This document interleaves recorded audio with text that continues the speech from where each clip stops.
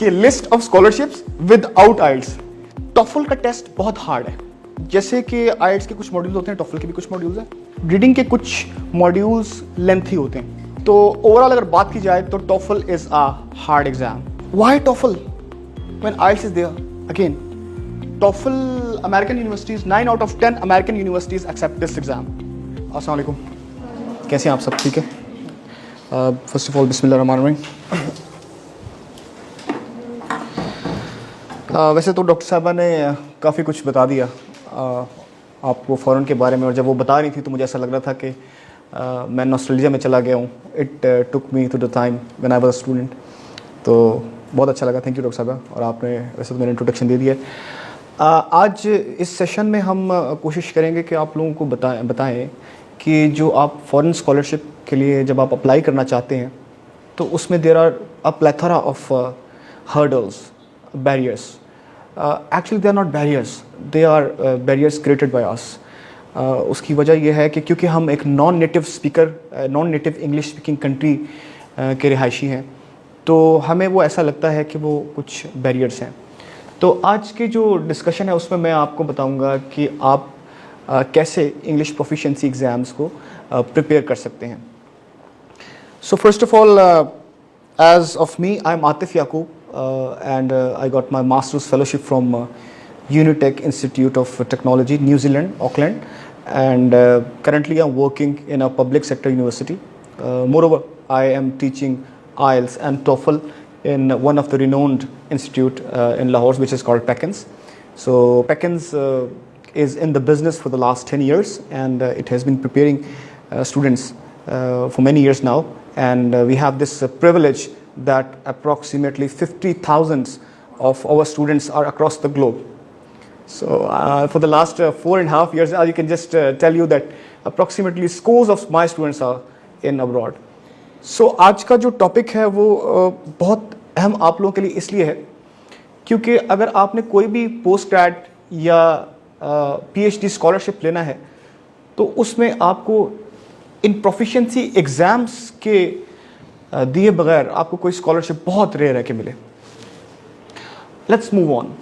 जो again I tell you कि मेरा पर्पज़ है कि आप लोगों को ऐसा गाइड किया जाए कि कल को आप लोग जब ग्रेजुएट हो जाएं या आप अपना MPhil कर लें तो आप लोगों के जहन में ये कन्फ्यूजन ना हो कि हम लोग कौन सा एग्ज़ाम दें।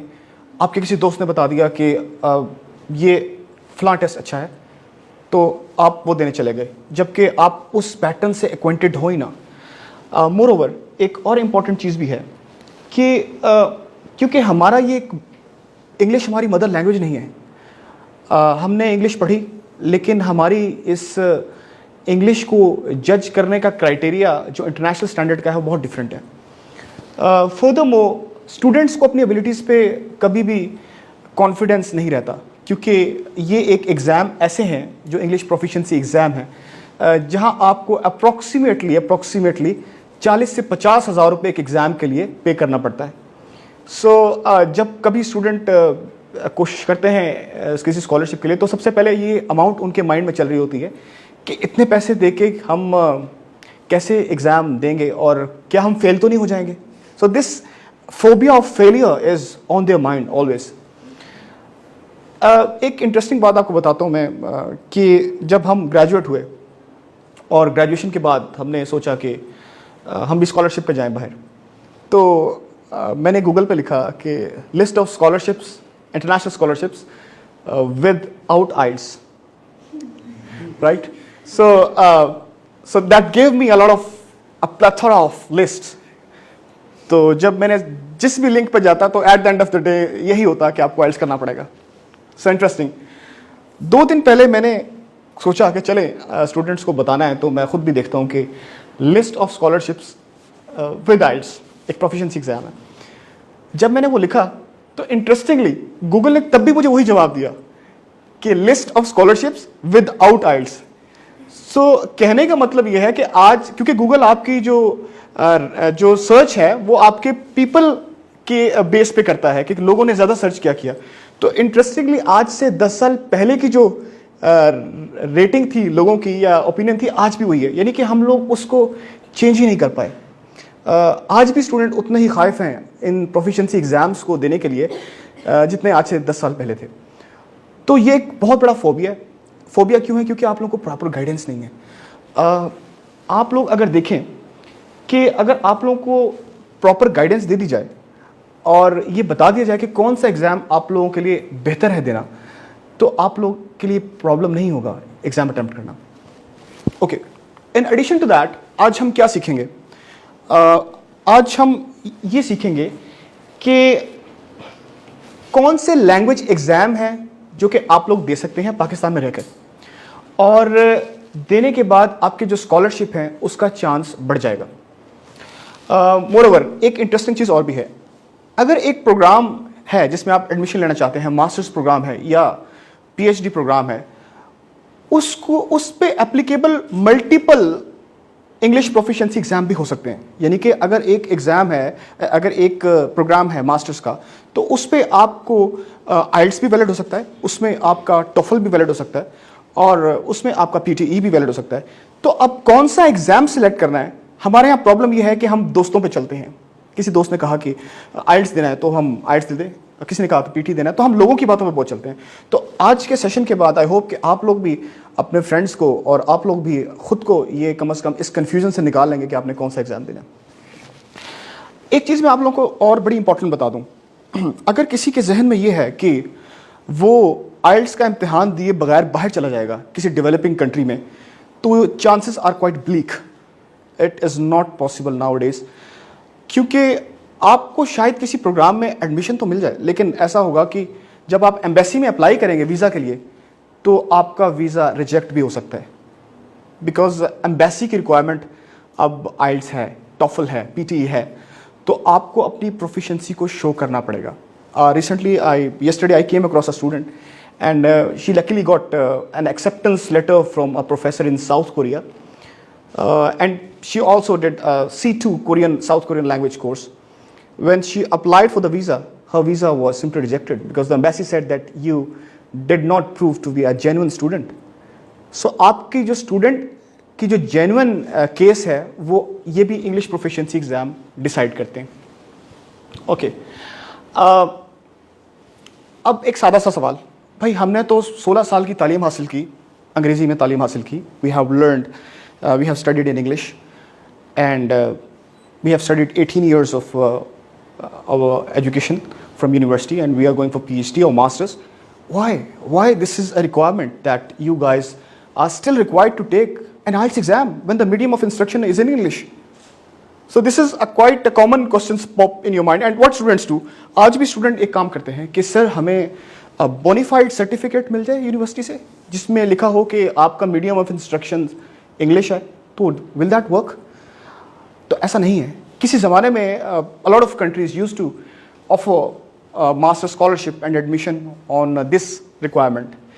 For instance, Germany, I vividly remember कि जर्मनी जो है आपको सिर्फ इंग्लिश रिक्वायरमेंट अगर आपने मीट करनी है तो आप एक बोनीफाइड सर्टिफिकेट उनको अपनी यूनिवर्सिटी का प्रोवाइड करते थे, तो आपका एडमिशन हो जाता था, और एम्बेसी भी आपको किसी ज़माने में वीज़ा देती है। लेकिन अब ऐसा नहीं है।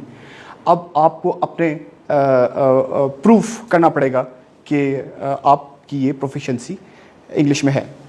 ओके, एक डॉक्टर साहब ने बात की थी, बड़ी ज़बरदस्त बात की थी कि आपको एक डाइवर्स कल्चर में आप जाते हैं और वहाँ जाके आपको डिफरेंट लोगों से मिलना पड़ता है। ये जो इंग्लिश प्रोफिशिएंसी एग्ज़ाम है ये ज़रूरी क्यों है, कंट्रीज़ ने ज़रूरी क्यों किए? इसकी वजह ये है कि जब आप किसी कंट्री में पढ़ने के लिए जाते हैं, मास्टर स्कॉलरशिप पे जाते हैं या पीएचडी पे जाते हैं या आप वैसे भी जाते हैं, तो कल्चर इतना डाइवर्स है, डिफरेंट नेशनलिटीज़ के लोग वहाँ आए होते हैं। इवन कि आपके इंस्ट्रक्टर जो हैं वो डिफरेंट कंट्रीज़ के होते हैं। सो वहाँ यहाँ क्या होता है पाकिस्तान में कि अगर आपको कोई चीज़ समझ नहीं आई तो आपके टीचर आपको नेटिव लैंग्वेज में भी, उर्दू में भी कोई जोक क्रैक करके भी वो बात समझा देते हैं। लेकिन वहाँ तो जोक भी अगर वो क्रैक करेंगे तो इंग्लिश में करेंगे, तो it will be quite an uphill task for you to understand that joke. तो कॉन्सेप्ट तो बहुत पीछे रह जाता है। तो even when I went there and I was a proficient English, I took IELTS exam and I clear that IELTS exam. वहाँ जाके भी मुझे काफ़ी थोड़ी दिक्कत ज़रूर महसूस होती थी जिस तरह वो बोलते थे। तो ये इंपॉर्टेंट चीज़ है कि आप वहाँ जाके जब आप प्रोफिशिएंसी एग्जाम क्लियर करके जाते हैं तो your confidence level is at sky, कि आपको पता होता है कि यार यस यू आर देयर, आप कोई एग्जाम क्लियर करके आए तो आपको एक मोटिवेशन भी मिलती है। लेकिन अगर लकीली किसी को अगर ऐसा चांस मिल जाता है वहाँ जाने का और उसकी इंग्लिश इतनी अच्छी नहीं है और स्कॉलरशिप पे चला भी जाता है तो उसको बहुत प्रॉब्लम फेस करना पड़ेगा, जो कि चांसेस बहुत है कि ऐसा कोई जा सके। सो ये एग्ज़ाम्स क्यों डिज़ाइन किए गए हैं? एग्ज़ाम इसलिए डिज़ाइन किए गए हैं ताकि आपकी एबिलिटीज़ को जज किया जा सके और आप उस थ्रेशोल्ड पे पूरा उतरें जो उनका क्राइटेरिया, ठीक है। Okay, now let's come to the core part of our discussion. ये जो एग्ज़ाम है ये ज़िंदगी में आप जब भी किसी स्कॉलरशिप पे जाएंगे ये इन एग्ज़ाम से बाहर कोई एग्ज़ाम नहीं आएगा। ये वो एग्ज़ाम्स हैं जिसमें आपको सिलेक्ट करना है कि आपको कौन सा एग्ज़ाम चूज़ करना है। सो बहुत से लोगों को मालूम होगा कि IELTS is very common, you guys might have heard. TOEFL का भी बहुत से लोगों ने सुना होगा। अब कुछ नए एग्ज़ाम्स की बात करते हैं। PTE कम लोगों ने सुना है, उसके बाद OET कम लोगों ने सुना है बिकॉज ये pertaining to medical profession and doctors and nurses के लिए है। फर्दरमोर ड्यूलिंगो, किसी अच्छे ज़माने में, कोविड के ज़माने में ये एग्ज़ाम ईजाद हुआ था, तो बहुत से लोग जो नहीं जा सकते थे UK स्पेशली, उन लोगों ने इस एग्ज़ाम को यूटिलाइज करके चले गए क्योंकि उस वक्त IELTS टॉफल दूसरे टेस्ट बैन थे कोविड के एरा में। अब हम बात करते हैं IELTS की। एज यू ऑल नो कि IELTS in international English language testing system, ये आप लोगों को ये बताना ज़रूरी है। I won't go into the pattern, I won't go into the structure because we will do that some other time if there is some time. लेकिन आप लोगों को मैं ऐसी चीज़ें बताना चाहता हूँ कि आप अगर अगर आप बाहर जाना चाहते हैं तो आपको IELTS एकेडमिक्स का एग्ज़ाम चूज़ करना पड़ेगा। There are two sorts of exam, academics and journal. आप लोगों को IELTS एकेडमिक्स का जो इम्तिहान है वो चूज़ करना पड़ेगा। अगेन, अब ये जो IELTS का एग्ज़ाम है ये भी 2 टाइप्स का है। एक है कंप्यूटर बेस्ड टेस्ट और एक है paper based test. So these are 2 types of exam, these are 2 modes of exam. One is the computer based test and other is paper based test. कौन सा आप देंगे ये तो आप पे डिपेंड करता है कि अगर आप कंप्यूटर पे बहुत अच्छे हैं, अगर आप किताबें किसी ज़माने बहुत अच्छी पढ़ते रहे हैं तो may be it's better of that you guys can give this paper based exam.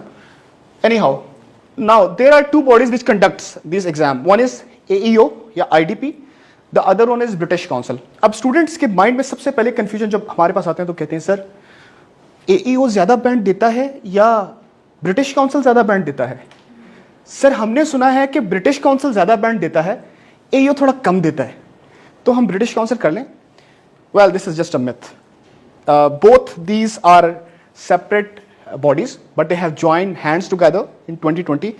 तो आपकी मर्जी है, आप ब्रिटिश काउंसिल से दे लें, आप AEO से दे लें, आपकी अंग्रेजी आपके स्किल्स अच्छे हैं तो आप दोनों को एस कर सकते हैं। देना तो आपको एक ही है लेकिन आप दोनों में से किसी एक को एस कर सकते हैं और आप अच्छा बैंड ले सकते हैं। ओके, अब कौन कौन सी कंट्रीज जो हैं इस एग्ज़ाम को प्रेफर करती हैं? UK, Australia, Canada, South Korea, Germany. These are very popular countries which accept this exam, IELTS exam. Important चीज़, आजकल जो इस एग्ज़ाम का रेट है वो है 42,000. So it is quite high, so you need to prepare well. Okay, अब आप लोगों के लिए, क्योंकि आप लोग जैसे कि मुझे पता लगा कि आप लोग यहाँ कुछ स्पेशल एजुकेशन के स्टूडेंट्स हैं और कुछ साइकोलॉजी के स्टूडेंट हैं, very very important for you guys.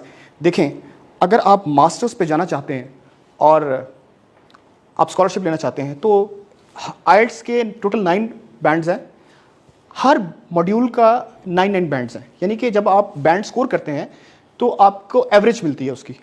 तो अगर तो आप मास्टर्स पे जाना चाहते हैं तो फिर तो 6.5 bands overall with no less than 6 modules, 6 bands in each module. लेकिन फॉर्चुनेटली और अनफॉर्चुनेटली, बिकॉज आप स्टूडेंट ज़रा, आपकी जो फील्ड है वो ज़्यादा इम्पॉर्टेंट है, आप लोगों को इससे ज़्यादा रिक्वायरमेंट चाहिए होगी।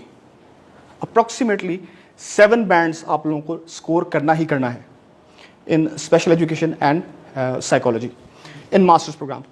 अगर हम पीएचडी की बात करते हैं तो नॉर्मल जो स्टूडेंट जाना चाहते हैं उनको 7.5 बैंड स्कोर करना चाहिए ओवरऑल, और no less than 7 bands in each module. याद रखें, जब मैं कहता हूं कि किसी एक मॉड्यूल में उस थ्रेशोल्ड से कम नहीं आना चाहिए, अगर आपका उससे कम आ जाता है तो फिर ये आइल्स या कोई भी exam actually you have to retake that exam. In addition to that, ये जो एग्ज़ाम है ये 2 साल के लिए वैलिड होते हैं, यानी कि अगर एक दफ़ा आप एग्ज़ाम दे लेते हैं तो फिर 2 साल के लिए आप सेफ जोन में, आप दुनिया की तकरीबन मोस्ट स्कॉलरशिप्स में अप्लाई कर सकते हैं, और ऑलमोस्ट ऑल स्कॉलरशिप्स में अप्लाई कर सकते हैं। आप कोई भी एग्जाम एक चूज करके देते हैं तो 2 साल के लिए आप सेफ जोन में। So once you give that any exam, so you are safe, right. So and one exam is valid for many places, right. ऐसे कोई है नहीं कि आप एक एग्जाम देते हैं तो आप दूसरी जगह अप्लाई नहीं कर सकते उसकी बेस पे। सो नेक्स्ट इज, सो या कमिंग टू द मॉड्यूल्स, देखें जितने भी आपके एग्जाम होंगे इंग्लिश प्रोफिशिएंसी के, उनमें ये 4 मॉड्यूल्स तो मस्ट हैं। Listening, then we have writing and reading. Sometimes speaking is before the exam and sometimes it is after the exam. In case of IELTS, as we are talking, so usually जो है ये अगर तो आप paper based exam दे रहे हैं तो एक दिन पहले होता है, एक दिन बाद होता है, तो ये इसका ये स्ट्रक्चर है। Okay, continued. पॉपुलर स्कॉलरशिप्स जो कि आप विन कर सकते हैं, मास्टर स्कॉलरशिप्स या पीएचडी स्कॉलरशिप्स, वो जर्मनी में है डैड स्कॉलरशिप्स जर्मनी की, ये आप बड़ी पॉपुलर है। अगर आप आइल्ट्स करते हैं तो you are in safe zone, आप इजीली डैड स्कॉलरशिप्स जो है वो विन कर सकते हैं। एरास्मस मंडस स्कॉलरशिप है, ये भी आप विन कर सकते हैं। मोर ओवर साउथ कोरिया की जितनी भी यूनिवर्सिटीज़ हैं सारी आइल्ट्स रिक्वायर्ड करती हैं almost. So if you want to get into South Korea और countries like that, you will have to do this exam. Yeah, of course, plethora of countries, European countries, they also accept IELTS exam.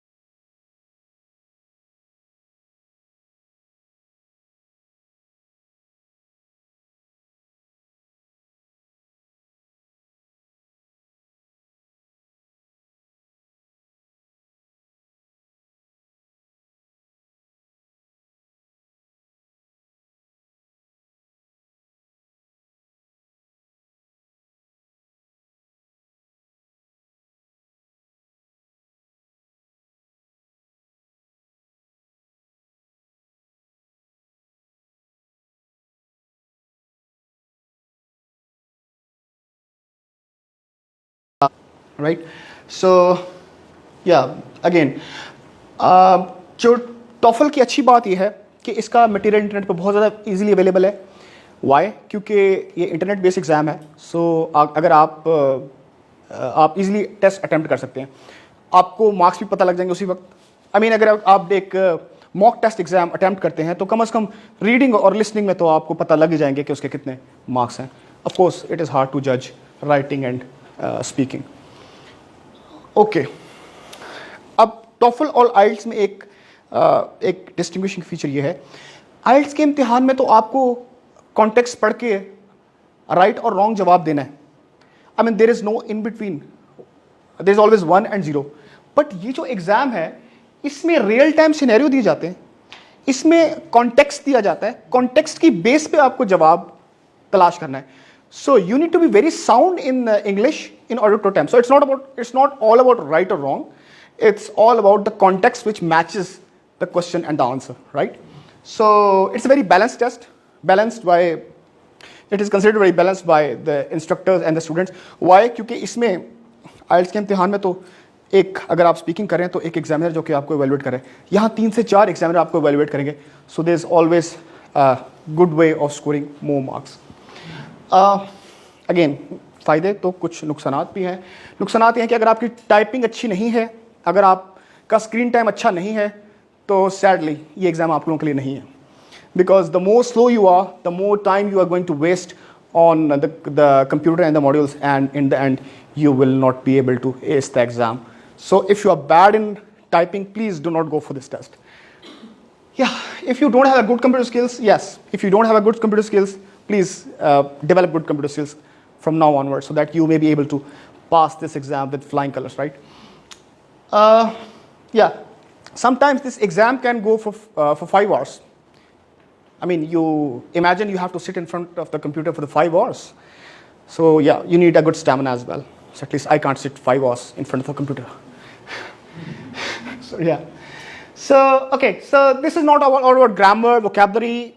You need to be very sound in English. That's in a nutshell. You need to be very sound in English if you want to attempt this exam. Confused? TOEFL or IELTS? Interesting. You guys are not confused. That means I am able to make my point to you guys, right? Okay, but still, I would need to tell you, if you have option, surely go for IELTS. That's not because I went for IELTS. That's not because most of the people in the country go for IELTS. That's because it's relatively easy and it's paper based as well. So you have option of a paper based. आप सारी उम्र इम्तिहान जो है वो papers पे करते रहे, तो कैसा लगा जब आप ऑनलाइन मोड पे आए थे? So yeah. So that's the way. So it is difficult. So आप लोग कन्वेंशनल वे है, लेकिन कुछ लोग जो डेफिनेटली जो फ्रीलांसिंग करते हैं, कुछ लोगों का जो स्क्रीन टाइम ज़्यादा है कंप्यूटर के ऊपर, they can actually go for this exam. There is no harm. I mean, it's an exam. You need to be prepared well. You need to prepare well to ace this exam. So there is no rocket science. Okay, fine. अब मजबूरी है कि भाई अगर TOEFL चाहिए, अगर आपने America जाना है स्कॉलरशिप पे, तो फिर TOEFL करना पड़ेगा. I mean there is no way out, there is no way escape. करना है तो फिर करना है, राइट? तो all in all, please don't get confuse. Go for IELTS exam, not because I said. If it is easy accessible for you, go for that. But if the requirement is TOEFL, you have to go. तो ये तो थे बहुत ही popular exam. अब कुछ आपके दोस्त आपको कहेंगे कि, या कुछ रिलेटिव जो ऑस्ट्रेलिया में रहते हैं वो कहेंगे यार PTE कर लो, वो अच्छा है, आसान है, उसको कर ले, वो इजीली आपको बैंड पे अच्छा दे देगा. ऐसा नहीं है. PTE जो है वो टेस्ट है स्टडी के लिए, पेयरसन इंग्लिश लैंग्वेज टेस्ट, और एक्सेप्टेड है Australia, New Zealand, UK government, they accept this. लेकिन अगर आप देखें तो कितनी कम तादाद है, approximately 3000 universities accept this exam. तो और इसका रिजल्ट 48 आवर्स के अंदर आ जाता है. सो लग रहा है कि बहुत आसान है, लेकिन एक चीज़ है जिससे आपको बहुत मुश्किल लगेगा. ये 2 आवर्स कंप्यूटर बेस्ड है, फ्रेंडली टेस्ट एनवायरनमेंट है, अभी भी बहुत अच्छा लग रहा है, और स्ट्रेट फॉरवर्ड बुकिंग है. या स्ट्रेट फॉरवर्ड बुकिंग है, नो प्रॉब्लम. अब मॉड्यूल्स भी वो हैं और इसकी जो स्कोरिंग है वो भी वो है, बड़ी सिंपल है. बट ये ग्लोबल एक्सेप्टेड भी है, क्विक एग्जाम, फेयर स्कोरिंग भी है, no ambiguous questions, very easy.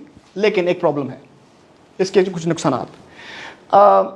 It is not accepted all over the world.